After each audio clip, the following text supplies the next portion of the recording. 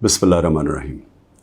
इय्याका नअबुदु व इय्याका नस्तईन। मेरे पाकिस्तानियों, बड़ी तेज़ी से इस्लामाबाद में अदालत में मेरा तोशाखाना का केस चल रहा है। हमायूं दिलावर साहब प्रेजाइड कर रहे हैं उसमें, और हमने कोशिश बड़ी की है कि chief justice Islamabad high court, और हम बड़ी देर से कोशिश कर रहे हैं कि वो हमारा केस ट्रांसफ़र करें यहाँ हमायूं दिलावर से, क्योंकि ये हक़ होता है एक जो हर शख्स का, इसका हमें आइन, हमारा कानून हक़ देता है कि अगर हमें एक इत्मीद एक जज पे नहीं होता तो हमारा हक़ होता है कि हम अप्लाई करें कि हमारा केस ट्रांसफ़र कर दें। और ये हमने तब से किया था, ये मैंने कल भी बात की, मैं फिर भी आपको बता दूं कि जब मुझे गैर आइनी और कानूनी तौर पे उठाया गया इस्लामाबाद हाई कोर्ट से और मुझे पुलिस लाइंस में रखा गया, तो उधर एकदम पता चला कि हमायूं दिलावर साहब ने अदालत गाली और मुझे तलब कर लिया तोशाखाना केस पे। ना मेरा वकील, ना मुझे पता है किसी चीज़ का, और उस केस में फिर फर्द जुर्म लगा दिया। कानून तो यह है कि मुझे बता के लगाना चाहिए था, बताए बगैर लगा दिया। तो हमें तब ही समझ आ गई कि ये हमें यहाँ इंसाफ नहीं मिलेगा।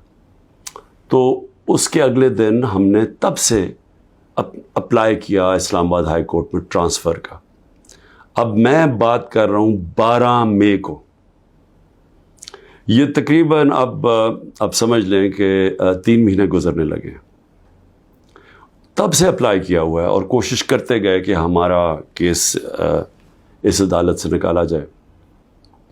उसके बाद बहरहाल जो मैंने आपको बताया कि केस हुआ, मैंने 35 सवाल दिए गए। मुहर्रम की 3 छुट्टियां थी, बड़ी मुश्किलों से हमने वो अकाउंटेंट को ढूंढा। असल में ये सारे सवाल टैक्स के बनते हैं। ये जो इस अदालत में सवाल हैं, ये हैं सारे टैक्स के, क्योंकि कहा जी आपने ये डिक्लेयर नहीं किया, आपने ये बेचा, ये डिक्लेयर नहीं किया। तो मैंने वो सारे 35 के 35 सवालों का जवाब दिया, और हर एक का जवाब मैं खड़े होकर अदालत में एक एक का जवाब दिया। तो वो जो एक जगह, और इन्होंने सरकारी 2 गवाह पेश किए। अब सरकारी गवाह क्या उन्होंने गवाही देनी थी, तो हमने कहा क्योंकि वो जो जवाब हैं उसके लिए मेरे अकाउंटेंट की ज़रूरत है, क्योंकि एक 40 साल से मेरे अकाउंटेंट वही फर्म है। मेरे पास जो पैसे आते हैं, जो मेरे खर्चे होते हैं, वो मैं उनको बता देता हूँ। वो फिर टैक्स फॉर्म्स भर देते हैं, वही इलेक्शन कमीशन की फॉर्म्स भरते हैं, वही वेल्थ टैक्स जो होता है वो भरते हैं। तो उनके पास सारा रिकॉर्ड होता है। तो अब मैं तो नहीं जवाब दे सकता कई चीज़ों के। तो मैंने गवाह के अंदर अपने अकाउंटेंट को कहा कि वो बैठे, और वो जो ख़ास तौर पे एक जगह पे बात फंसी हुई है कि जी पैसे तो आप शो कर रहे हैं, लेकिन पैसे के ऊपर आपने ये नहीं लिखा कि तोशाखाना का पैसा था।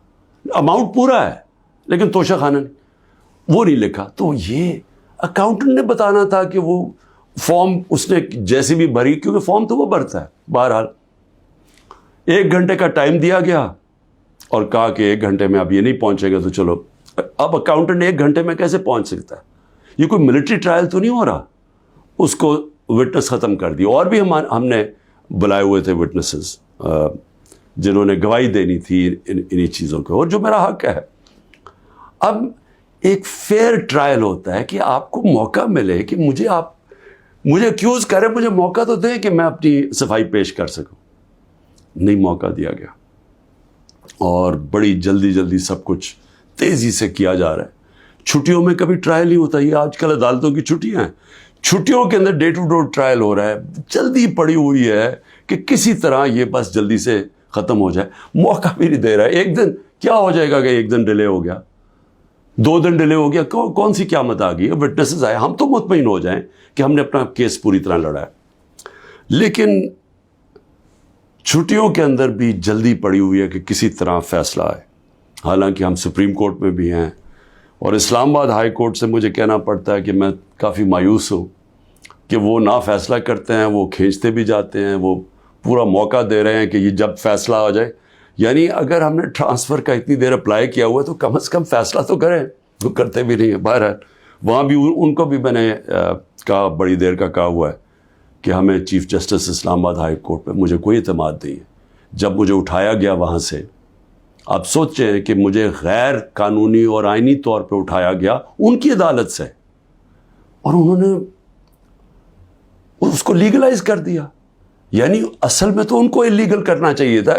سپریم کورٹ کو تو جانے کی نوبت نہیں ہونی چاہیے تھی. ان کی عدالت میں بیٹھا ہوں, شیشے توڑ کے, ڈنڈے مار کے, وکیلوں کو مار کے, وہ بیچارہ رجسٹری اسٹاف ان کو ڈنڈے مار کے, اور مجھے گھسیٹ کے لے گئے وہاں سے ان کی عدالت سے. اور چیف جسٹس نے کچھ بھی نہیں کیا, بلکہ اس کو جائز قرار دے دیا گیا. اس کے بعد جو اس سے پہلے ٹرین کیس تھا, 3 ممبر بینچ بیٹھا, دو ججز نے واضح طور پہ کہہ دیا کہ مینٹینیبل ہے کیس. چیف جسٹس صاحب فیصلہ نہیں کر رہے, وہ بھی لٹکائے ہوا وہاں. اور ہمیں اعظم سواتی کو بہت اعتراضات تھے. انہوں نے لیٹر لکھا کہ مجھے اعتماد نہیں ہے آپ کے اوپر. تو نہ وہ اپنے آپ کو ریکیوز کرتے ہیں, نہ ادھر نیچے سے ریکیوز کر رہے ہیں. اور پھر ہمیں بڑا ایک سیریس چیز ہے یہ جو فیس بک پہ دیکھیں, فیس بک 90 دن تک فیس بک کا ریکارڈ ان کے پاس پڑا ہوتا ہے. اگر FIA یا جج صاحب ایک صرف آپ کو ای میل کر دیا فیس بک کو کہ یہ کیس ہو رہا ہے, آپ مہربانی کر کے بتا دیں کہ 90 دن تک ان کی جو بھی فیس بک میں پوسٹ تھی وہ کون سی تھی. کیونکہ 90 دن تک جو لوگوں نے دیکھا ہے اور پوسٹ بھی کیا ہے کہ اس کے جو ہمایوں دلاور کی پوسٹ تھی اس پہ انہوں نے جو ان کا میرے متعلق پوسٹ کی ہوئی ہیں, وہ تو اگر کوئی بھی دیکھ لے تو مجھے تو ان سے انصاف نہیں مل سکتا. لیکن وہ FIA کے پاس گئے اور FIA نے جناب کہا جی وہ کیونکہ ڈیلیٹ ہو گئی ہیں, وہ FIA نے کلین چٹ دے دی. میچ فکس ہوا ہے. ابھی بھی اگر آپ کسی کو انصاف کی فکر ہے چیف جسٹس اسلام آباد ہائی کورٹ کی یا FIA کو, تو بڑا سیدھا ہے کہ ایک ای میل کریں اور فیس بک کو کہیں کہ ہمیں 90 دن کا دے. اس میں پتہ چل جائے گا کہ کیا دلاور صاحب مجھے انصاف دے سکتے ہیں یا نہیں دے سکتے. میں اس کے بعد دوسری بھی بات کرنا چاہتا ہوں, کیونکہ یہ تو اب دیکھتے ہیں, یہ بڑی تیز سپیڈ سے چل رہا ہے. اب دیکھتے ہیں آگے کیا ہوتا ہے. لیکن ابھی تک تو کوئی امید نہیں نظر آ رہی کہ جو فیئر ٹرائل ہوتی ہے وہ مجھے ملے گی, جو میرا رائٹ ہے. دوسری چیز یہ جو انہوں نے 2 بلز اسمبلی میں لے کے آئے بڑی تیزی سے, پتہ نہیں انہوں نے کتنے بل پاس کر دیے 1 گھنٹے کے اندر, کوئی 15 نئی لیجسلیشن لے آئے. وہ گورنمنٹ جو جا رہی ہے 15 لیجسلیشن, 8-10 لوگ بیٹھے ہوئے تھے اسمبلی میں. جمہوریت کا مذاق اڑا ہے, نہ وہ بل پڑے گئے ہیں نہ کچھ ہے, جلدی سے, اور سارا بل کے پیچھے بدنیتی ہے.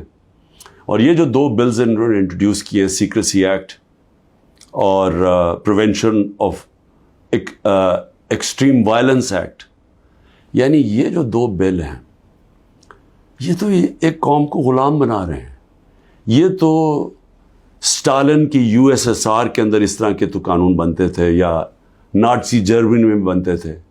لیکن یہ کسی آزاد معاشرے میں تو کوئی تصور بھی نہیں کر سکتا کہ انٹیلیجنس ایجنسی فیصلہ کریں گی, کسی گھر میں بھی گھس جائیں گی اور فیصلہ کریں گی کہ یہ گھر کے اندر کوئی دہشت گرد ہے, اور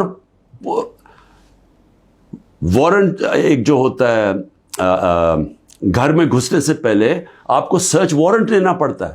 اس کے بغیر آپ گھس جائیں گے گھروں میں, کسی کے گھر میں بھی گھس جائیں گے اور کچھ بھی کریں گے, اور کسی کو ان کو روکنا نہیں چاہیے. تو یہ تو ایک ملک میں بالکل ہی غلاموں کو کنٹرول کرنے کے لیے ہو رہا ہے. پھر سیکریسی ہے, ایک اور ایکٹ لے آئے ہیں کہ آپ کسی بھی اگر کوئی انٹیلیجنس ایجنسیز کا کوئی آدمی ہے, اس کا آپ نام بھی نہیں لے سکتے. اگر آپ نے نام لے لیا تو وہ آپ کوئی اسٹیٹ سے غداری کر دیں گے, سیڈیشن ہے وہ. تو یہ تو اس طرف جا رہا ہے کہ جنرل مشرف کے مارشل لاء میں بھی اس طرح کی حالات نہیں تھے. یہ تو بالکل ایک وہ معاشرہ, اور مجھے لگ رہا ہے کہ تیاری کر رہے ہیں کہ انہوں نے تو الیکشن کا کوئی نیت ہی نہیں نظر آ رہی. تو اگر الیکشن نہیں کروانے تو اس کے بعد تو پھر لوگوں کو کنٹرول ہی کرنا پڑے گا, تو انہیں حربوں سے کنٹرول کرنا پڑے گا. اور مجھے جو خوف آ رہا ہے، میں آخر میں صرف یہ بات کرنا چاہتا ہوں کہ اس وقت جو پختونخوا ہے اس کی ہمیں فکر کرنی چاہیے، کیونکہ ان کی کوئی اپنی الیکٹڈ گورنمنٹ نہیں ہے اس وقت.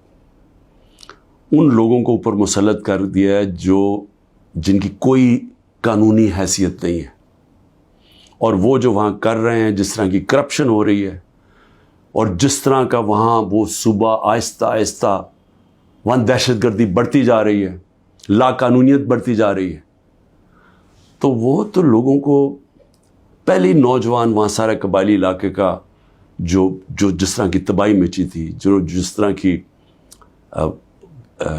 قتل و غارت ہوئی ہے قبائلی علاقے میں، ڈرون اٹیک سے، ملٹری آپریشنز، اوپر سے طالبان ایک طرف، وہ دوسری طرف فوج، تو وہ جو لوگوں سے ہوا، جس طرح کی تباہی مچی وہاں، تو وہ تو اسی سے ابھی نکل رہے ہیں. تو اگر یہ اسی طرف چلا گیا پھر سے، تو مجھے تو سمجھ نہیں آ رہی کہ کیا جو اس وقت فیصلے کر رہے ہیں اس ملک کے، کیا ان کو اندازہ ہے کہ نیچے گراؤنڈ کے اوپر کس طرح کا غصہ اٹھ رہا ہے؟ کیا اندازہ ہے کہ جب وہ پولیس لائنز کے اندر جب 100 پولیس والے شہید ہوئے تھے، پتہ ہے نیچے سے کیا آوازیں آ رہی تھیں؟ اور اب جو بجوڑ میں ہوا اس کے اوپر سارے پختونخوا کے اندر کس طرح کا غصہ گیا ہے؟ کیا کسی کو اندازہ ہے کہ یہ کس طرف جا سکتا ہے؟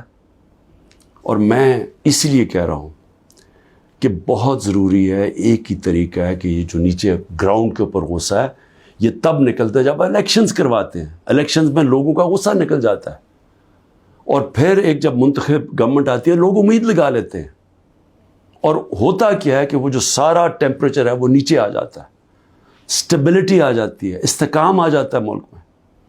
تو یہ جو دوسری طرف ابھی کوششیں ہو رہی ہیں، جو لوگ اس ملک میں جن کا جینا مرنا ہے ان کو خوف آنا شروع ہو گیا. جو 12 لاکھ یہاں سے پروفیشنلز چھوڑ کے گئے ہیں اور جا رہے ہیں آج، ہمیں سمجھ آنا چاہیے کہ ان کی امید ختم ہو گئی ہے. یہ سب سے خطرناک چیز ہے کہ ایک معاشرے میں لوگوں کی امید چلی جائے. تو جس طرف ہم جا رہے ہیں یہاں تو کوئی روشنی نہیں نظر آ رہی، اور اگر انہی لوگوں نے بیٹھے رہنا یا اسی طرح پاکستان میں الیکشنز کے بغیر ایک کنٹرولڈ گورنمنٹ چلانی ہے اور لوگوں کو کنٹرول کر کے چلانا ہے. میں یہ اپنے تجربے سے ایک تاریخ کا ایک طالب علم ہوں، میں آپ کو بتانا چاہتا ہوں جو سیاست میں ایک زیرو سے ایک پارٹی آج سب سے بڑی ماشاءاللہ پاکستان کی پارٹی ہے، جو میرا تجربہ ہے عوام کا، میں آپ کو کہنا چاہتا ہوں کہ یہ پاکستان کو ادھر لے کے جا رہے ہیں. جو لوگ سمجھ رہے ہیں کہ وہ ڈنڈے کے زور سے اس ملک کو کنٹرول کر لیں گے، وہ سمجھتے نہیں ہیں، عوام کی سوچ نہیں سمجھتے، نہ وہ تاریخ جانتے ہیں، نہ وہ پولیٹکس سمجھتے ہیں، اور وہ پاکستان کے لیے بہت بڑا خطرناک اندھیرے کی طرف ہم لے کے جا رہے ہیں. پاکستان زندہ باد.